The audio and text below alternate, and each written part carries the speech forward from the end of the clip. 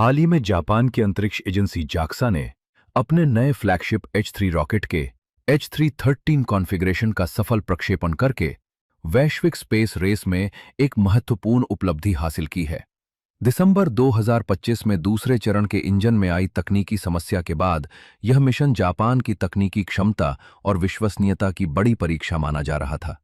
Tanegashima space centre से launch हुए इस मिशन में बिना किसी सॉलिड रॉकेट बूस्टर के सबसे किफायती वेरिएंट का उपयोग किया गया और 6 छोटे उपग्रहों को सफलतापूर्वक उनकी निर्धारित कक्षा में स्थापित किया गया। यह सफलता इसलिए भी महत्वपूर्ण है क्योंकि अंतरिक्ष उद्योग अब केवल वैज्ञानिक उपलब्धियों तक सीमित नहीं रह गया है, बल्कि यह वैश्विक वाणिज्य, रणनीतिक प्रभाव और तकनीकी प्रतिस्पर्धा का केंद्र बन चुका है।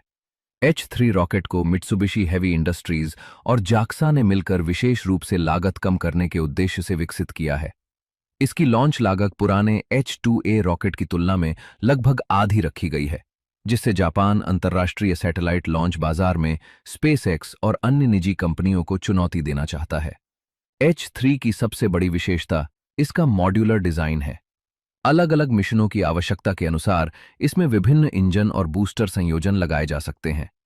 इसके अत्याधुनिक LE9 इंजन में कई हिस्सों के निर्माण के लिए 3D प्रिंटिंग तकनीक का उपयोग किया गया है, जिससे उत्पादन लागत और निर्माण समय दोनों कम हुए हैं।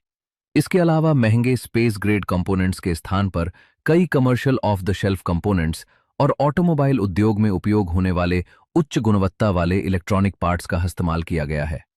इस मिशन में भेजे गए उपग्रहों में स्पेस डेब्री की निगरानी और पकड़ने की तकनीकों का परीक्षण करने वाले प्रयोग भी शामिल है, जो भविष्य में अंतरिक्ष कचरे की बढ़ती समस्या के समाधान के लिए महत्वपूर्ण हो सकते हैं। यह सफलता जापान के भविष्य के मार्स मिशन, लूनर गेटवे और आर्टेमिस प्रोग्राम से जुड़े अभियानों के लिए भी निर्णायक साबित होगी। जाक्सा भविष्य में प्रति वर्ष 6 से 8 H3 लॉन्च करने का लक्ष्य रख रहा है, ताकि वह तेजी से बढ़ते वैश्विक सैटेलाइट बाजार में अपनी हिस्सेदारी बढ़ा सके। अंतरिक्ष क्षेत्र में यह उपलब्धि दिखाती है कि आधुनिक स्पेस कंपटीशन अब केवल रॉकेट बनाने की नहीं, बल्कि कम लागत, उच्च विश्वसनीयता और व्यावसायिक क्षमता के संतुलन की प्रतिस्पर्धा बन चुकी है। और H3 की सफलता ने जापान को इस दौड़ में एक बार फिर मजबूत स्थिति में पहुंचा दिया है।